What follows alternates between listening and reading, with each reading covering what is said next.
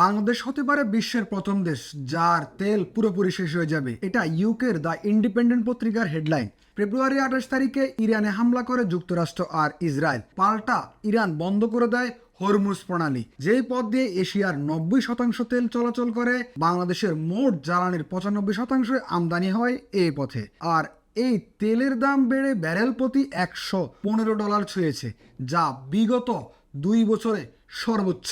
গবেষণা প্রতিষ্ঠান স্যানেম বলছে, তেলের দাম এমনভাবে বাড়তে থাকলে বাংলাদেশের জিডিপি কমবে 1.2%, মুদ্রাস্ফীতি বাড়বে আরও 4%, রপ্তানি কমবে 2%, শ্রমিকদের প্রকৃতি মজুরি কমবে 1%, আর বাংলাদেশের বাৎসরিক জ্বালানি আমদানি খরচ বাড়বে $4.8 বিলিয়ন, মানে আগের চেয়ে 40% বেশি।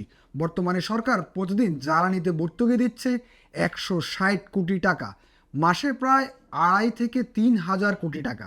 পরিবহন খাতে 10 নামতে পারে 3%, বাড়ি শিল্পে উৎপাদন কমবে 2.5%, গার্মেন্টস যেটা বাংলাদেশের অর্থনীতির মেরুদণ্ড সেখানেও 1.5% পতন হতে পারে। কৃষিতে সেচ পাম্প, ট্র্যাক্টরে সবই চলে ডিজেলে, সেখানেও 1% কমতে পারে। পাওয়ার প্ল্যান্ট বন্ধ হচ্ছে, লোডশেডিং বাড়ছে, ইস্টার্ন রিফাইনারি 2টি ইউনিট ইতিমধ্যে বন্ধ। পরিবহন ভাড়া বেড়েছে 70%-এরও বেশি।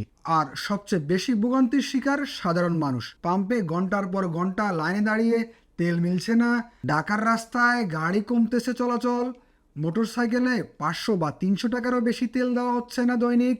অনেক পাম্পে দিনের বেশিরভাগ সময় বন্ধ থাকছে। বিগত 30 বছরের অভিজ্ঞ ড্রাইভাররা বলছেন, এমন সংকট জীবনেও দেখেননি তারা। নিত্যপণ্যের দাম বেড়েছে, রান্নার গ্যাস সংকটও বেড়েছে, সিলিন্ডারের দাম আকাশচুম্বী। সরকার বলছে মে মাস পর্যন্ত জ্বালানি মজুদ আছে, এবং জাপান এশিয়ার দেশগুলোকে $10 বিলিয়ন সহায়তা দেওয়ার ঘোষণা করছে, যেখানে বাংলাদেশেরও নাম রয়েছে। বাংলাদেশ $2 বিলিয়ন ঋণের জন্য IMF সহ বিভিন্ন বিশ্ব সংস্থার সঙ্গে আলোচনা করছে। সত্যি কথা হলো, বাংলাদেশের অর্থনীতি আগেই ভঙ্গুর ছিল, এই যুদ্ধে সেটাকে আরো বেশি নগ্ন করে দিয়েছে। যুদ্ধ যদি আরো দীর্ঘ হয়, IMF বলছে বিশ্ব মন্দার আশঙ্কা রয়েছে।